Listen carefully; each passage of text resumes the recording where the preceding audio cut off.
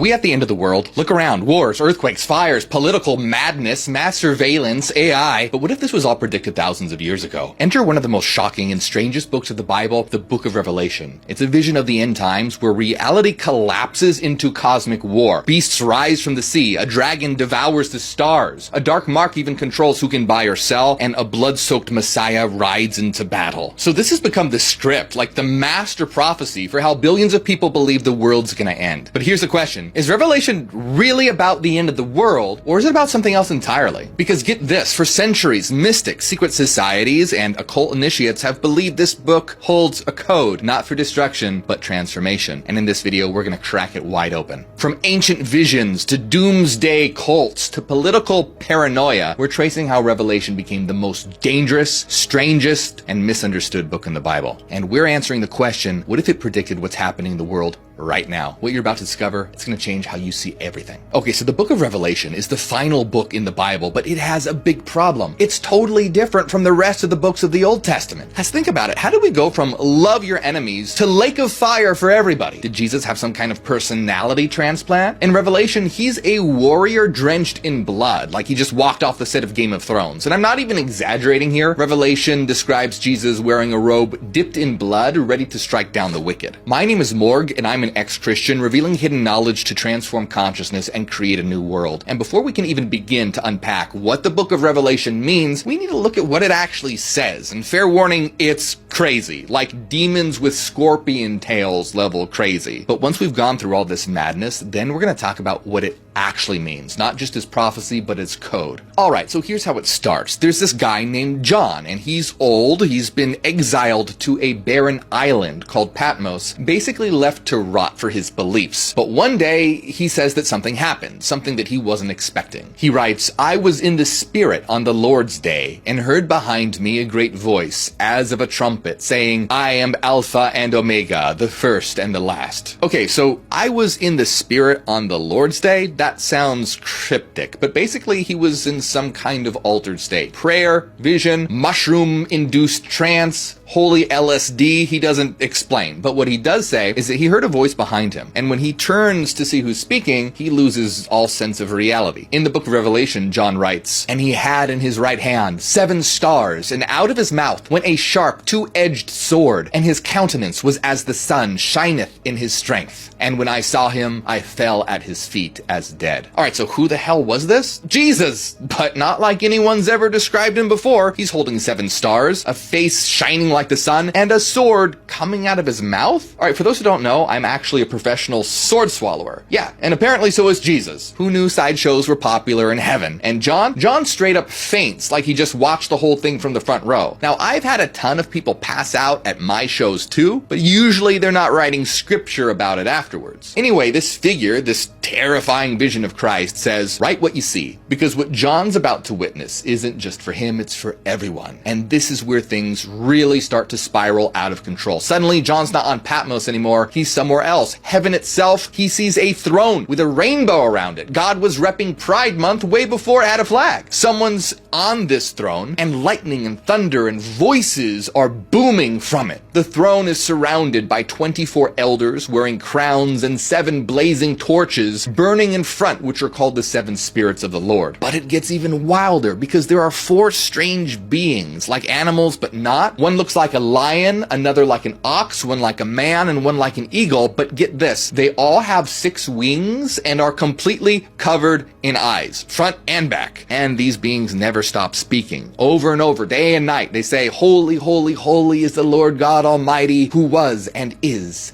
to come." And John's just watching all this. Then someone appears holding a scroll, but it's sealed shut with 7 wax seals. And suddenly this voice asks, who is worthy to open it? But nobody can. And John starts crying because the scroll contains the future, what happens next. And if no one can open it, no one's ever going to know how the story ends. But then someone steps forward. Now John John's expecting a lion, the Lion of Judah, but instead he sees a lamb. But this is not a peaceful little lamb grazing in a meadow. It was a lamb standing as though it had been slain, with 7 horns and with 7 eyes. Okay, so recap here. There is a bleeding, undead mutant lamb with 7 horns and 7 eyeballs. This is Jesus again, but not turn the other cheek Jesus. This is Eldritch Horror Jesus. And when this lamb breaks the first seal, what happens next is crazy. John says, I looked and behold a white horse, and its rider had a bow, and a crown was given to him, and he came out conquering and to conquer. Okay, so you know what's coming. This is the first of the 4 horsemen of the apocalypse. This one is conquest, and this guy's out here like some divine colonialist. But then comes the second seal, and out came another horse, bright red. Its rider was permitted to take peace from the earth, so that people should slay one another, and he was given a great sword. This is war. And then the third seal unleashes a black horse. Its rider had a pair of scales in his hand, and I heard, a quart of wheat for a denarius, and 3 quarts of barley for a denarius, and do not harm the oil and wine. This is famine, aka inflation, economic collapse. The basics of survival are now luxuries. If you thought tariffs were bad, this guy is basically the doomsday prophet of Wall Street. And then the fourth seal. And I looked, and behold, a pale horse, and its rider's name was Death, and Hades followed with him. Death, and behind him Hades, the underworld itself. They were given authority over 1/4 of the earth to kill with sword, and with famine, and with pestilence, and by wild beasts of the earth. 1/4 of the world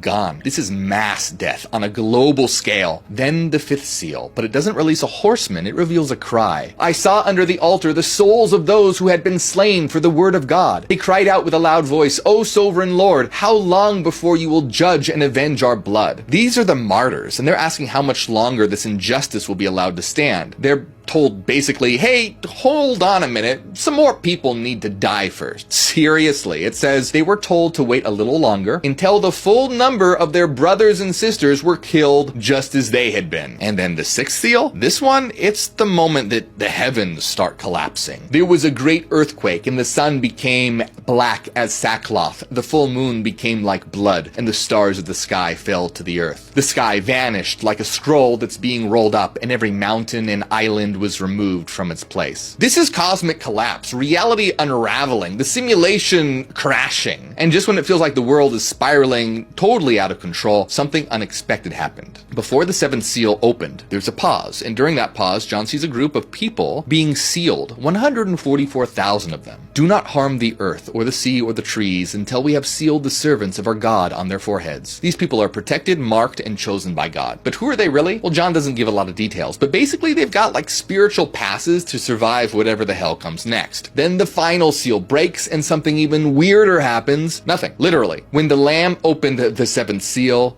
there was silence in heaven for about half an hour. Total silence. No choirs, no trumpets, no thunder, no cosmic screaming goats. It's the silence before the storm, because what comes next are the trumpets. 7 angels each have a trumpet, and if you thought the 7 seals were bad, get ready for this. So the first trumpet sounds, and it's like the earth is being torn apart. Hail and fire mixed with blood were thrown upon the earth, and 1/3 of the earth was burned up. Yeah, blood hail, and 1/3 of the earth was gone. Like Thanos snapping his fingers. And what about the second trumpet? A mountain on fire is thrown into the sea. It says something like a huge mountain all ablaze was thrown into the sea. 1/3 of the sea became blood. 1/3 of the living creatures in the sea died, and 1/3 of the ships were destroyed. So I don't know about you, but something like a mountain on fire sounds a lot like an asteroid to me. Then the 3rd trumpet sounds. A great star fell from heaven, blazing like a torch, and it fell on 1/3 of the rivers. The name of the star is Wormwood. And then the 4th trumpet sounds, and light itself begins to dim. 1/3 of the sun was struck, and 1/3 of the moon, and 1/3 of the stars. The sky darkens, time fractures, and that's when an eagle flies through the air and cries out, "Woe, woe, woe to those who dwell on the earth." Why? Because the worst hasn't even started yet. All right, so we've had blood moons, poisoned rivers, fire, hail, a screaming eagle, but the 5th trumpet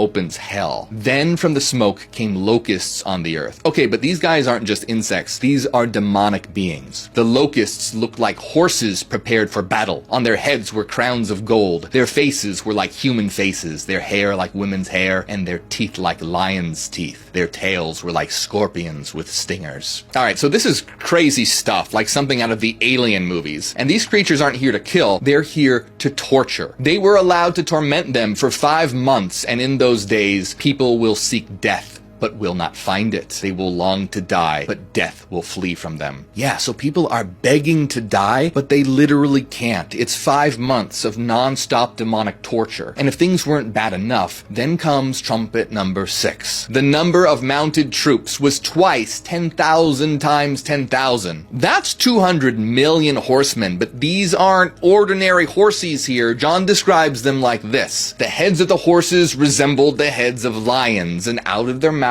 came fire, smoke, and sulfur. A third of mankind was killed by 3 plagues of fire, smoke, and sulfur that came out of their mouths. The power of the horses was in their mouths and in their tails, for their tails were like snakes. Yeah, so this is no My Little Pony here. Another third of humanity completely gone. But even after all that, Revelation says, the rest of mankind did not repent. And then the story shifts again because the big bad of Revelation is about to enter the chat. John writes, "And I saw a beast rising out of the sea with 10 horns and 7 heads." This is the beast, the one that people have feared for centuries. Yeah, the Antichrist. And he doesn't rise on his own, he's given power by the dragon. And to it, the dragon gave his power and his throne and great authority. The dragon is, of course, Satan, the devil himself. And the whole world, they worship the beast. They worship the dragon and they worship the beast, saying, who is like the beast and who can fight against it? Then another figure, a second beast, rises from the earth. And this one speaks like a dragon, but looks like a lamb. Basically like a sheep in wolf's clothing. He performs miracles and he deceives, and he's known as the false prophet. Together, the beast and the false prophet enforce global control through one single system. So you see, people aren't scared of these guys though. The beast is trending. The Antichrist has fans. People are lining up to get his autograph tattooed on their foreheads. Seriously, it causes all, both small and great, both rich and poor, to be marked on the right hand or the forehead so that no one can buy or sell unless he has the mark. That's where the mark of the beast comes in. Without it, you can't participate in society at all. No food, no trade, no survival. And then comes the line that's haunted humanity for 2,000 years. This calls for wisdom. Let the one with understanding calculate the number of the beast, for it is the number of a man, and his number is 666. Alright, at this point, a new figure enters the scene, and she's like anything we've seen so far. John describes her like this. I saw a woman sitting on a scarlet beast. She was arrayed in purple and scarlet, and on her forehead was written a name of mystery, Babylon the Great, mother of prostitutes and earth's abominations. So she's riding the same beast, the one with 7 heads, and she's drunk, but not on wine, but drunk with the blood of the saints, the blood of the martyrs of Jesus. She's wasted on holy murder. She's called a whore, a mother of prostitutes, and she's not only sinful, but she's possessed by demons. Fallen, fallen is Babylon the Great. She has become a dwelling place for demons. But judgment comes fast. She will be burned up with fire, for mighty is the Lord God who has judged her. And just like that, the mother of abominations becomes ash. But the final stage is now set. The beast, the false prophet, all the kings of the earth, they gather their armies in a place John calls Armageddon. And it looks like the evil has all the momentum here, but then heaven opens. John writes, Then I saw heaven opened, and behold a white horse. The one sitting on it is called Faithful and True. His eyes are like a flame of fire, and on his robe and on his thigh he has a name written, King of Kings and Lord of Lords. So yeah, this is Christ's return, not with peace, but with judgment. And he's not alone. Behind him are the armies of heaven. Come gather for the great supper of God, to eat the flesh of kings, the flesh of captains. Okay, looks like God took the whole eat the rich thing seriously. So the beast and the false prophet, they're captured. They're thrown into the lake of fire. Everyone else, slain. Mass execution. And you might think it ends there, but no, there's a plot twist. Then I saw an angel, and he seized the dragon and bound him for 1,000 years and threw him into the pit. The dragon is Satan. He's chained, thrown into the abyss. But you'll notice it says for 1,000 years. What about after 1,000 years? Yeah, here's the twist. After that, he must be released for a little while. Wait, what?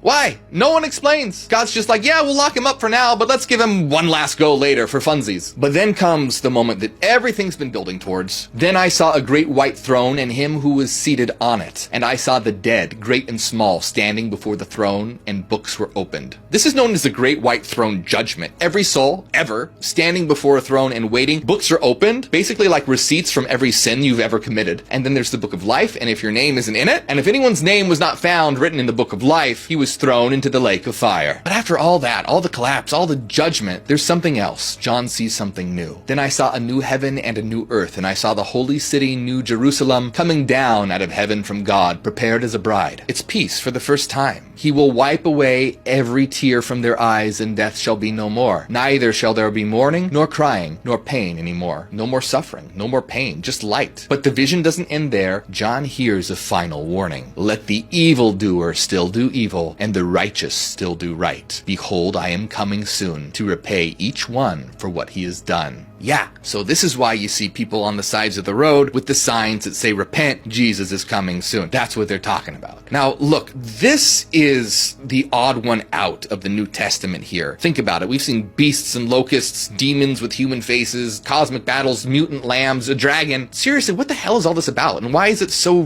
different from the other books of the New Testament? Honestly, it's more like something from the Old Testament. Well, context is key here. John of Patmos wrote it during a time of brutal persecution, and early Christians were desperate for hope, or at least vengeance, against their enemies. The result? A text that seems a lot more like Lord of the Rings meets an acid trip. And for something so surreal, Revelation has been shockingly influential, especially in how people think the world's going to end. But here's the thing, not everyone agrees on what it means. In fact, there's a few major ways people have read it, and each one is different. Let's break them down. First, there's the literalist futurist view, which says that Revelation is a literal prophecy about the future, like this hasn't happened yet, but it will. Then there's the preterists or past view. Some Christians, including many scholars, argue that John was writing in symbolic coded language for the Roman Empire. In fact, in the first century, some even said that the Antichrist was Nero. Then there's the timeless symbolic view, and this interpretation says that Revelation isn't a literal checklist of events, but basically a symbolic story of the eternal struggle between good and evil. So despite these different interpretations, it's the literalist futurist approach that really captured the popular imagination in the last couple centuries, especially in America. It's the one that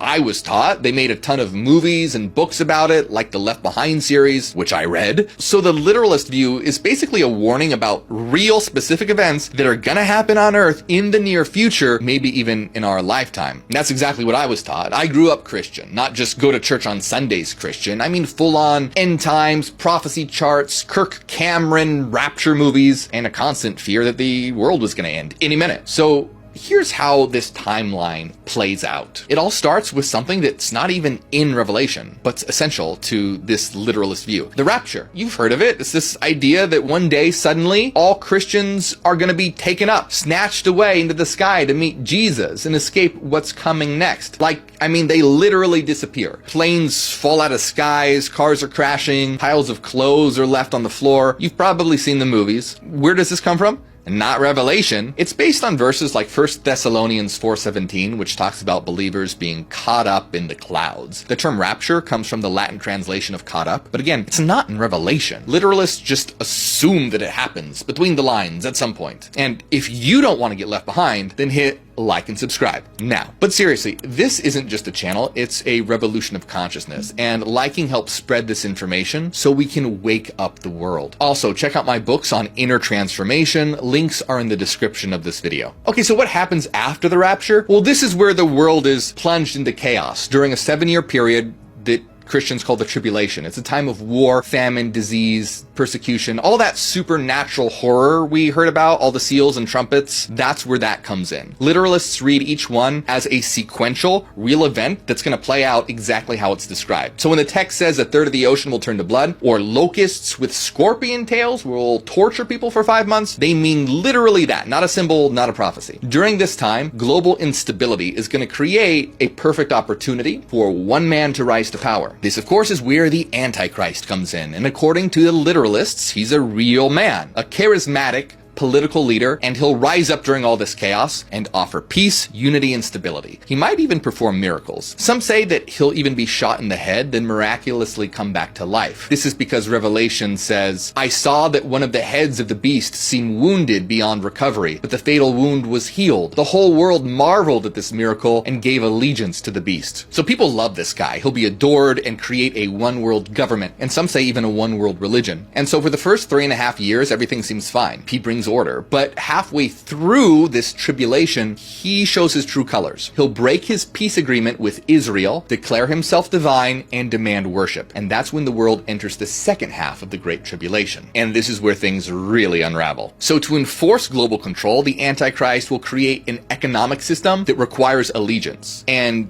here's the catch: you have to have his mark on your forehead or on your hand. So literalists take this very seriously. To them, this mark is literal. It could be a barcode, a tattoo, an RFID chip, facial recognition. Whatever the latest technological paranoia is, it gets pulled into all this. Some believe it's being tested through digital ID systems. Others even point to credit cards, vaccine passports, or anything that seems to track or control commerce. The point is, if you don't have this mark, you're locked out of the economy. You can't buy food, you can't pay rent, you're a non-person. And some believe the mark will be linked to worship of the Antichrist, that it's not just technology, but a symbol of loyalty to his regime. Others go farther than this, saying that whoever takes the mark of the beast can never be saved, and that they're damned to hell for eternity. Again, that's what I was taught. Eventually, all this builds to a global war, and the armies of the world gather at a real location called Megiddo in Israel. And then just as everything is about to reach a breaking point, that's when Jesus returns, visibly, in glory, not as a lamb or a peacemaker, but as a warrior. He destroys the armies of the Antichrist. The beast and the false prophet, they're all thrown into the lake of fire, and we've seen that Satan was bound into the abyss, and then comes the millennium. This is where literalists believe that Jesus will reign on earth for 1,000 years from Jerusalem, with peace, justice, a new temple, and Satan's locked up. But again, not forever. After 1,000 years, Satan's released for one last rebellion. Revelation says, when the 1,000 years are over, Satan will be released from his prison and will go out to deceive the nations in the four corners of the earth. Why?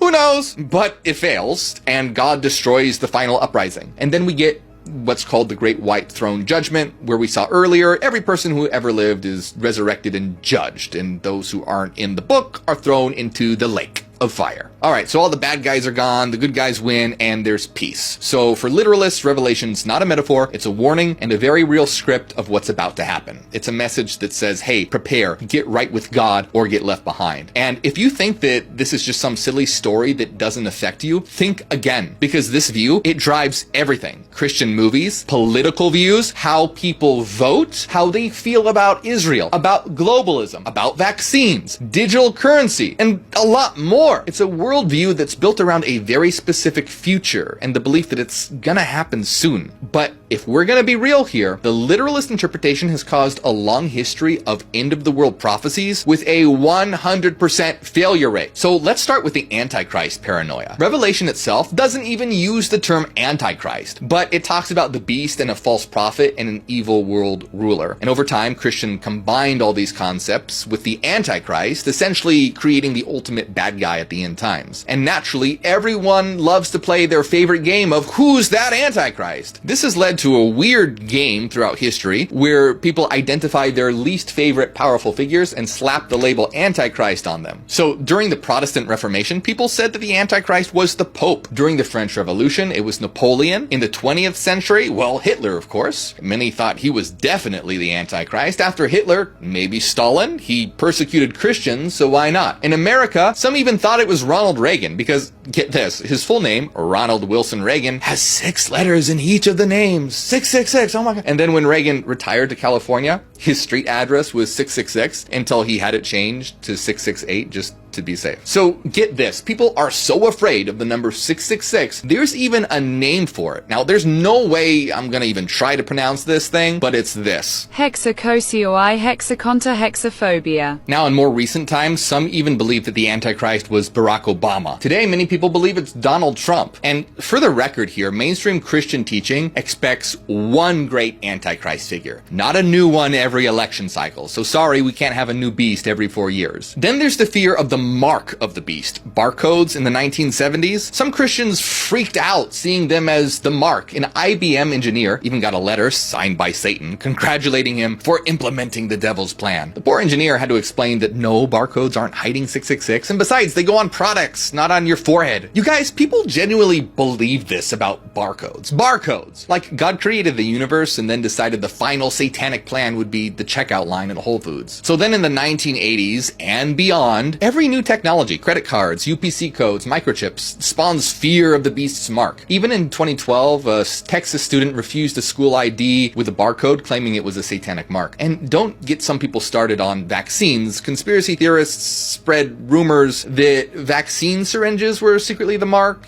and some even thought that the vaccine contained a nanochip.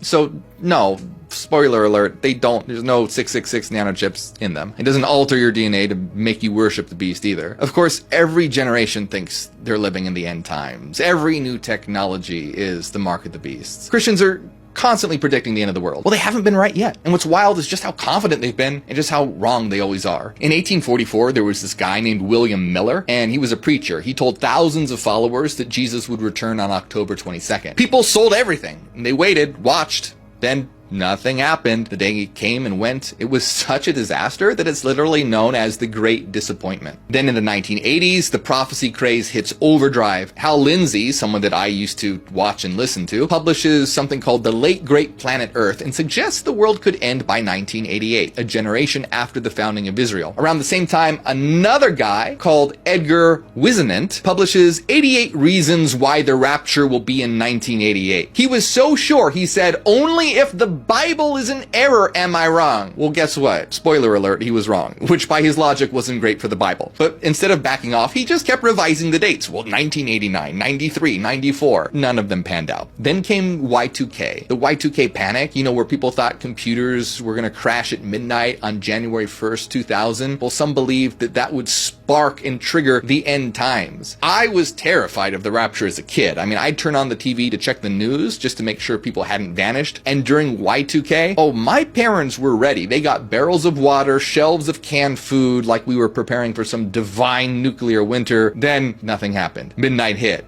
Jesus didn't show up, and all the cans of cream corn just sat there for the next decade. But maybe the most dramatic case was in 2011, when Christian radio host Harold Camping predicted the rapture would happen on May 21st, and he was so convinced he spent millions putting up billboards all over the country. Some of his followers gave up their life savings. When the day came and nothing happened, he claimed, it had been a spiritual judgment, and that the real physical destruction would come 5 months later, on October 21st. Well, that day came and went too, nothing happened, and eventually he apologized and said it was wrong and sinful to set a date at all. Yeah, you think? And yet people still haven't learned. New dates pop up every few years, whether they're TikTok prophets or YouTube preachers. They set vague timelines just far enough into the future to build a following and then quietly disappear when it doesn't happen. So if mainstream Christianity has been trying and failing for centuries to predict the end, what about the people outside the church? What about the ones who weren't trying to escape the apocalypse but understand it? See, in the shadows, away from pulpits and prophecy charts, occultists, mystics, and even secret societies had their own interpretations of Revelation, and in a lot of ways, they saw things more symbolically, more psychologically, and more accurately. See, to them, Revelation isn't a checklist of disasters, it's an initiation, not about the destruction of the world, but the destruction of the old self. And no one captured this more radically than Aleister Crowley. Aleister Crowley, known as the wickedest man of the world, who even called himself the Great Beast 666, didn't just read Revelation, but identified with it. He believed it wasn't about the end of time, but the beginning of a new eon, a new era of human consciousness. Crowley didn't think the book of Revelation was a warning, but he saw it as a ritual or an initiation, a symbolic map of the soul's transformation, basically a cosmic drama about destroying old gods, old systems, and old illusions. To understand Crowley's interpretation, you need to understand something about his religion called Thelema. In Thelemic thought, history unfolds in stages called eons, which are spiritual ages governed by different divine principles. Crowley taught that humanity had already passed through two major eons. eons. The eon of Isis, where the divine feminine and nature were worshipped. Then the eon of Osiris, ruled by death, sacrifice, and patriarchal religion. Basically the age of Christianity, where guilt, sin, and suffering dominated consciousness. But now, Crowley said, we're entering the eon of Horus, and this would be the age of what he called the crowned and conquering child, symbolizing the rise of individual will, freedom, and self-realization. Not submission to an outside God, but awakening to the God within, the inner star, the true self. And Revelation, in Crowley's system, isn't about Judgment Day. It's the ritual destruction of the old eon of Osiris. So all the plagues, fires, beasts, and angels, they're not coming for the planet, they're coming for the old world. That's the inner world that's ruled by fear and repression, blind obedience. The whore of Babylon, for Crowley, isn't a villain, she's sacred. She represents liberation and ecstasy, the divine feminine that rides the beast of carnal, physical existence that fully embraces life without shame. And the beast, he didn't just reinterpret it, he became it. Crowley openly called himself the Beast 666, not to mock Revelation, but to claim it. He believed the number didn't represent evil, but freedom from oppression. That the beast wasn't Satan, but the force that breaks the chains of the old order. To Thelemites, the apocalypse isn't about punishment, it's initiation by fire. It's the soul passing through judgment, stripping away false identities to emerge reborn. In the Book of the Law, which Crowley said was dictated to him by a spiritual entity named Iwas, the same themes appear, beasts and stars and judgment, but rather than warning against evil, it embraces transformation. One of the central messages of Thelema is, do what thou wilt shall be the whole of the law. Now, this isn't about doing whatever you want, it's not about hedonism, it's about discovering and obeying your true will, the divine purpose that you were born to fulfill. And from that lens, the apocalypse in Revelation is a metaphor for tearing down the false self, the ego that's built by religion, society, and shame, and stepping into your own divine nature. It's the death of the slave mentality and the birth of God consciousness. So while mainstream Christianity reads Revelation with fear, Crowley read it with fire. Not the fire of destruction, but of rebirth and transformation. Okay, so with all these different views, does Revelation really predict what's happening in the world right now? Yeah, well, kind of, but not in the way that a lot of people think. It's not a checklist of headlines you're gonna see online. It's not about scanning barcodes at the grocery store or microchipping your dog. It's something deeper. Revelation isn't foretelling specific events. It's revealing an overall pattern, an archetypal blueprint that plays out every time humanity stands on the edge of something new, and we're on that edge right now. We're watching old systems crack and crumble, governments, economies, religions, identities. We're watching AI blur the line between human and machine. People are fighting over everything, gender, reality, truth itself, and yeah, it feels apocalyptic, because it is, but in the truest sense of the word. See, apocalypse doesn't mean the end. The word means unveiling. So whoever wrote Revelation, whether it was John of Patmos or someone else, was probably tapping into something real. A shift, a change, a pressure building in the collective. They were sensing that the world as they knew it was starting to break down and that something new was going to appear. But the thing is, they interpreted that shift through fear. They saw the destruction of the old world and assumed it meant total destruction. They saw the death of old systems and called it judgment. They intuited very real transformation, but they wrote it as fire, plague, war, and wrath. It's kind of like pulling the death card in tarot and assuming it means you're gonna die, when really it just means change, an ending, a shedding of old skin, a gateway into the next stage of your evolution. And here's the thing no one wants to admit, before a new world can be born, the old world will fight to survive. And that's why it feels like the end. But it's not. It's actually life trying to break through. Think about childbirth. It's messy and painful and bloody, but it's beautiful because something new's coming through. And the uncomfortable reality is that mainstream religion often fears the new. New ideas are dangerous. New technology is the devil's work. A new world must be the work of the Antichrist. It's the same old story that gets told over and over, that knowledge and new ideas are dangerous. The forbidden fruit, the greatest sin. So religion uses the book of Revelation, as ever, as a horror story, warning us to cling to the old ways, to fear the new, to resist change. But the truth is that the old has to burn so the new can shine through. And it's happening on a global scale right now, but it's also happening in you. So the real question isn't, is Revelation coming true? It's what's being revealed in you. What old parts of yourself are dying? What inner systems are collapsing? And what truth is trying to break through and be born through all the chaos? Because Revelation isn't just about the world ending, it's about you beginning. It's time for a new you, a new world, a new us. But did you know the book of Revelation is also called the Apocalypse of John? Did you know there's a book that was banned by the church called the Apocalypse of Adam? Oh yeah. And if you wonder why God seems to be obsessed with murder, watch this video I did all about it, because in it, Adam reveals that God is actually the devil.